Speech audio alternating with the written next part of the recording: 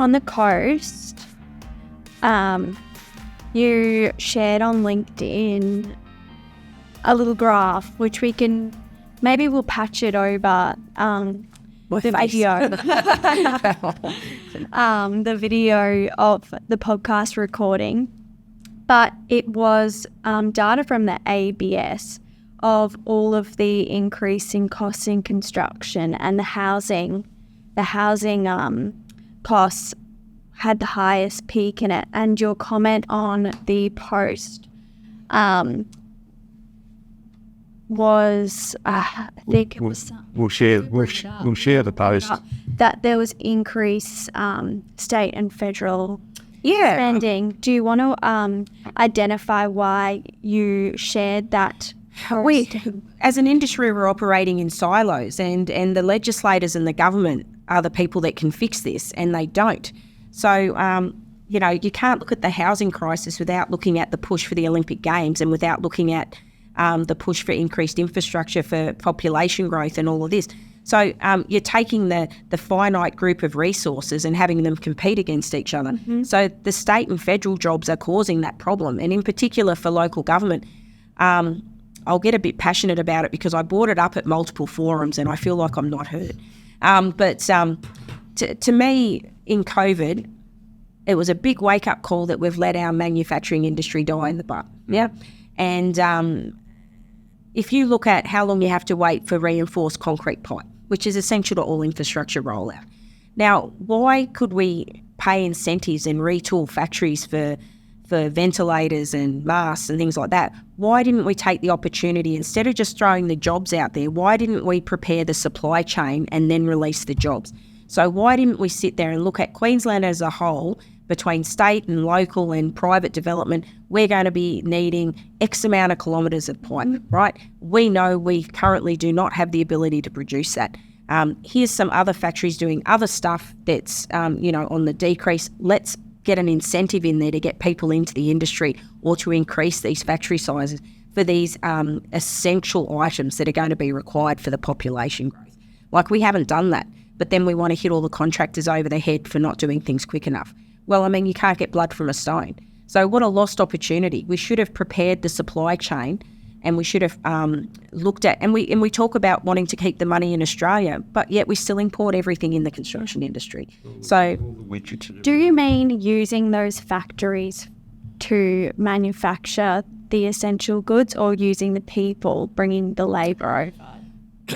More about horizontally integrating what we already had in the country. So, like, if someone's already doing, precast panels for bridge decks, why couldn't we widen, have incentives there for them to take on other reinforced concrete off-site manufacturing that we knew we were going to do, so that we could be prepared for what we were about to release, instead of releasing it and then just acknowledging we're going to have a 6-month lag waiting for pipe. Or we actually compete against each other at all levels of government. So, when we go in and want to put our order in for the next 12 months of what we're rolling out, if another large council, because we're one of the big five, if another large council comes in or state government come in, we'll get bounced if they'll pay more money. So, Tribal nature of this again. Okay. Yeah, I found that post and we'll share it. It was a post that you shared by the CEO of Fraser Coast. Yes, I've got a house up at Toogoom, so I'm a bit of a Fraser freak. I follow him a lot. And he produced that chart that everyone was talking about, and I've noticed there's a whole lot of new comments that have dropped up or popped up there in relation to that. So it's fascinating when you look at what you're saying. Just circling back to something else you said before about how we should have been better prepared. Obviously, building new schools is always an issue. Yep. And I, for the life of me, can't understand why we haven't been, is my view, having a very set standard design, which is basically all done, off-site. Yep. So, and then you get into that where you can really have a tight control of manufacturing and what you need, and then you can sort of give an indication down the line about, okay, we need more of this particular whatever it is component. So let's start building more of it. There's solutions there that have been there for a long time. In stakeholder control. Stakeholder control, exactly right. In government spend, it's stakeholder control. like to 100%, right? If you know you're going to build 100 new amenity blocks, right? You have a standard drawing, you know you want to do them. But then at the end of the day, there's lots of interest groups and they'll say, oh no, we want to have this more arty there, or we want this and we want that. And everyone's trying to make everyone happy, but it's at the expense of production. All right, so that's another cultural mindset change that Australia hasn't come to yet. And that's why modular building hasn't taken off here like it should, you know. If you look at South Korea, I spent some time over there. I did my MBA at Griffith, and you can do a subject called Doing Business with Asia. And I was lucky enough to go over there with a wonderful professor called Chris Fleming. And he's into sustainability and innovation and everything. And when you talk to a lot of the, you know, Samsung's a major construction player over there, and you talk to some of the people over there, they shoved up an emergency hospital for COVID in less than 3 weeks because it was all modular. They just reconfigured something they had set up for a school and turned it into a hospital. And it was not hard, and it was totally usable, and it would have been code friendly. I mean, they're not the best with building code, so I don't want to use that as they have a lot of fire violations and stuff like that. But, you know, why can't we do it? We know they can do it. It's dealing with this, I know, almost a belief that everybody entitled to a boutique outcome, and there are some outcomes, I'm sorry, in my view, that have just got to be more standardised. Outside of paint colour, you should have no say. That's right. Like you want to house X amount of, you know, the demographics are feeding into you how many people you're going to have to supply this service to, you know, and the service can be supplied by this amount of square metres per person. This is how we provide that. Outside of, you know, little niche things, that should be it. You know, trying to accommodate all different things. Oh, these are my personal beliefs, not City of Gold Coast Council. But I just don't believe that you can make everyone happy, because you just can't. And I mean, these are not your personal units that you're coming in and doing.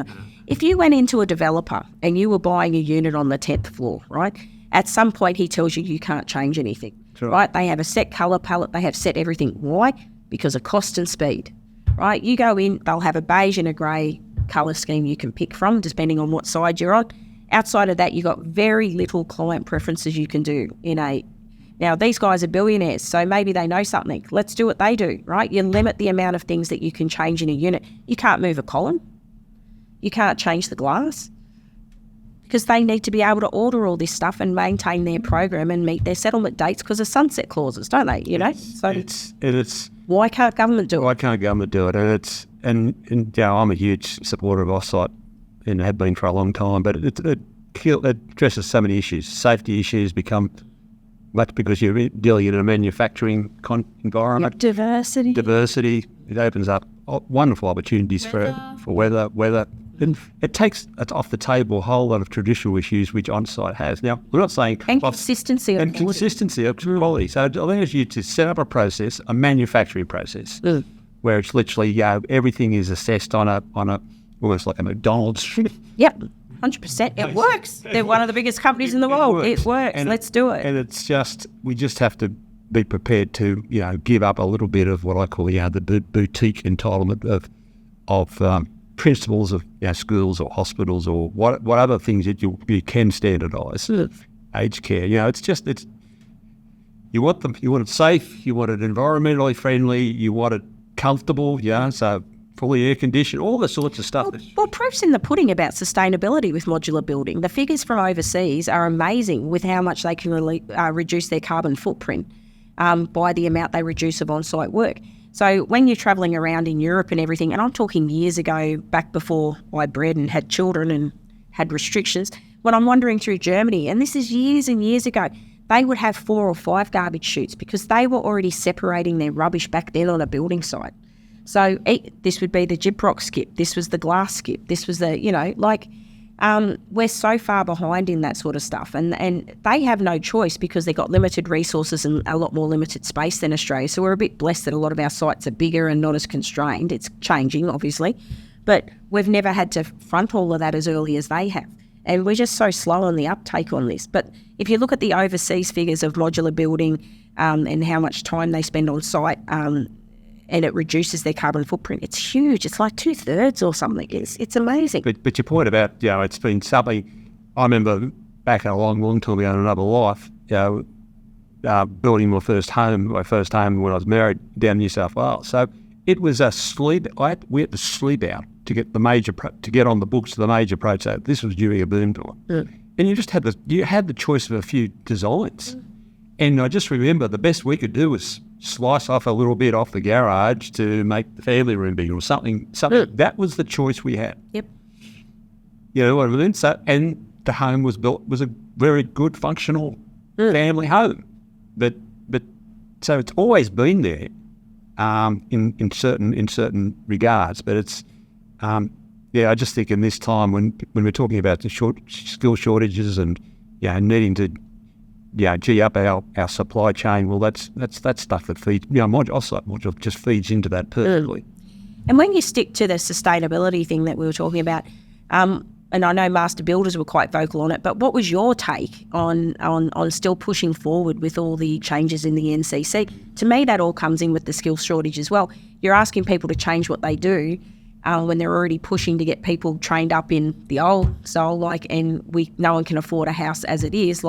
Why did we push forward with some of those changes for minor overall? I thought the transition to those changes was horrendous. It was so badly handled. So, conceptually wise, who could disagree with the need to change the design and the functionality of some housing for disabled people? God, no one should be. But the transitional, and it was argued about, and different states then started adopting different positions, and some blinked, and that sort of gave hope to other states, and it became a mess. And it was all to do with the transitioning, and it's something which the code changes are fascinating to me in terms of how I want to see industry associations, and I'm starting to see a little bit of it now develop through the group of industry associations driving change around traceability of parts now.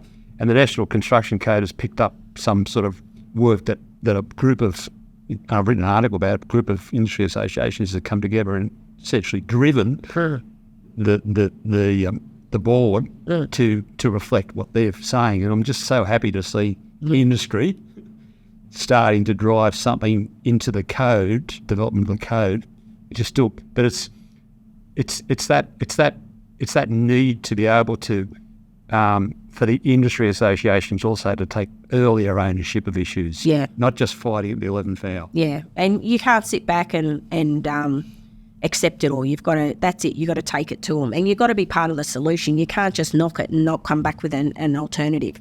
And I think that's been missing a lot of the time in a lot of the stuff that you read. A lot of it's like, oh, this is this and this is that, but they don't have an alternative.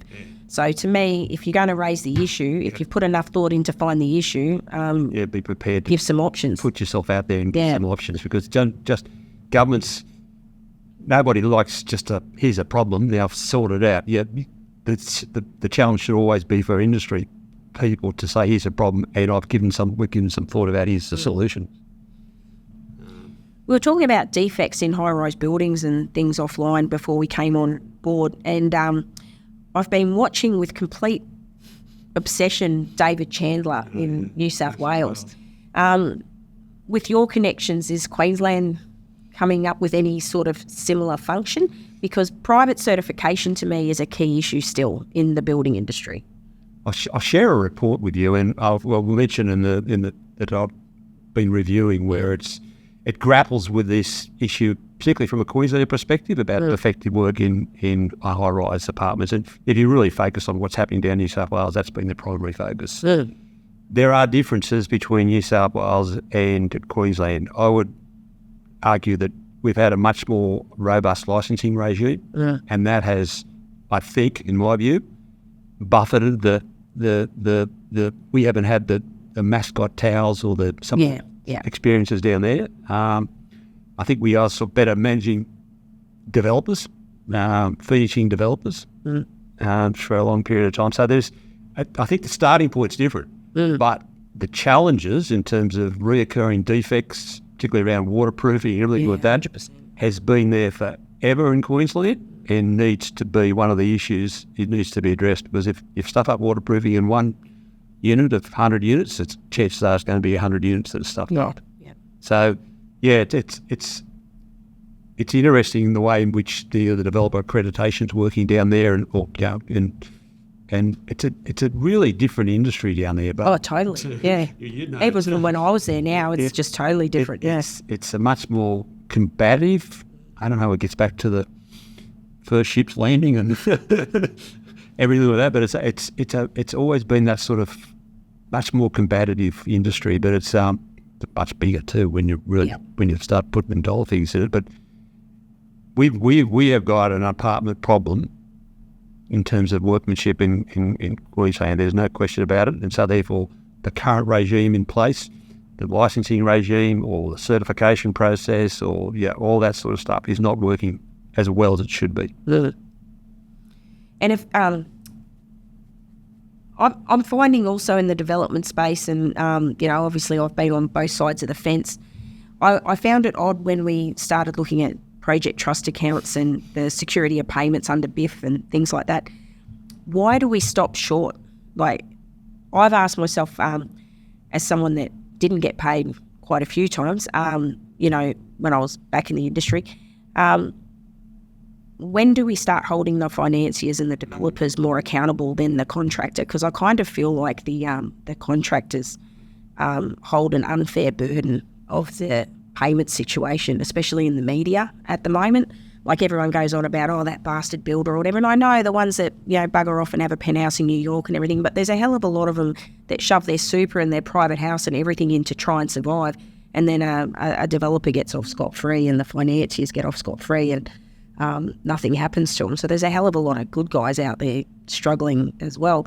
I don't think anywhere in Australia's dealt with that. We always stop at the head contractor. We don't go that next step. Is it Singapore that you've got to have a trust account from the developers? Yes, I think it is. Yeah, look, Singapore or Canada? It's one of the problems in terms of the trusts really only cut in at the head contractor and the first tier subby at the moment. It's got the capacity to go down one layer into subcontract. But you're right, yeah. So in March next year, it's going to be $3 million projects going in for $10 million, $3 million, and then in October, God help us, $1 million projects, which is basically everything. Yep.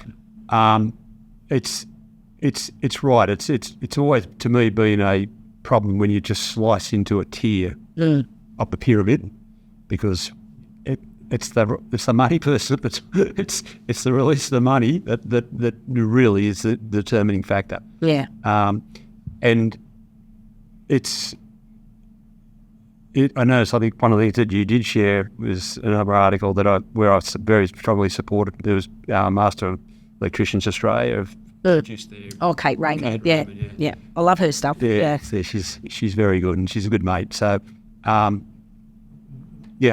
always believed and written about this that the focus should have always been on protecting cash retentions. We should have not delved our feet into progress payments until we could effectively protect. Because I've got no problem in that, in having some sort of regime which says builders shouldn't be using cash retentions just really as the cheapest form of finance. But well, they do, because they're working on 1% margins. And that's if you're holding 5% of their money, how else do they operate? That's the issue, and that's what concerns me about the rollout to the $3 million projects and the $1 million projects. I'm really concerned. Because the regional builders who have legally, whilst I might have say you shouldn't do it, guys, have legally built their business around, craftily, using cash retentions and making sure it's there when it's called upon. That's going to be siloed, those cash retentions, and have they had the conversations with their banks or their financiers about how they're going to pivot? And that's just going to increase our supply problem that we have in that space for those medium to smaller builds. So because they can't access the finance, they choose not to. So a lot of people, and I'm hearing this from my own contractors, are saying, look, when that kicks in October next year, don't ask us to price anything over $1 million. So they're just choosing to opt out. They're just choosing to increase their lower spend jobs because they're not choosing to change their model, and they are not interested in putting more of their assets on the line to get larger overdrafts or to pay that. And they don't believe that on the other side that clients are going to wear the additional financial cost that is. And And I think when they did the trial on the bigger government jobs, it came back that it adds at least 6 to 8% to a project to be able to finance them under this project trust. That's huge. Account scheme. Yeah, no, it's an issue that I've always tried to thread the needle here in terms of obviously have opinions about the trust, and I've expressed them, but I've always also tried to educate contractors. No matter what your opinions are, you need to get your head in the education basis because it's coming. You know, if it's LAW today law, don't think it's going to be not done away. We've done away with 11th hour. And that's my concern right now, is that there's so many contractors have just hoping that it disappears. I'm finding a lot of the contractors too, when I go to different industry meetings or whatever, a lot of them still aren't up to date with BIF, and it's been around a long time now, like 2017. I run into a lot of people in similar roles to me in the commercial space that, and their attitude is, we don't use it because the client will never use us again. The education process. Yeah.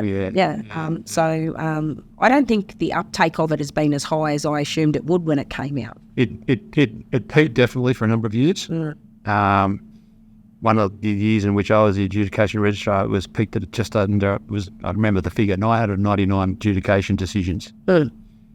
Last year, for the QBCC annual report, it's around about 230 decisions. Yeah, there's more adjudicators than there are adjudications. You're exactly right. So, but a lot of that I think has also got to do with one of the things that you raised, is that you work very hard to avoid it. And I think that is if that's a fact, well then the Act has been successful purely by its existence. But that's true. That's true. I haven't looked at it that way. Yeah. I don't think it's entirely the answer. I think people have got confused about, do I endorse a payment claim? Do I not endorse a payment claim? The timeframes are different between different states. It's very confusing. So there's a strong argument for harmonisation. But I also think one of the things is that people, just like you, because also that every decision is published, so there's a strong incentive to work it out. Well, Rebecca, I feel like you're so full of knowledge, you should have your own podcast. But you probably don't have time for that. Our second last question before we wrap the episode up. Looking forward 5, 10, 15 years, what progress would you hope to see for the industry on the Gold Coast? I would certainly like to see more stability and longevity in the players in the industry. It's very hurtful to go through any sort of insolvency or even any sort of action to try and trade your way out of things.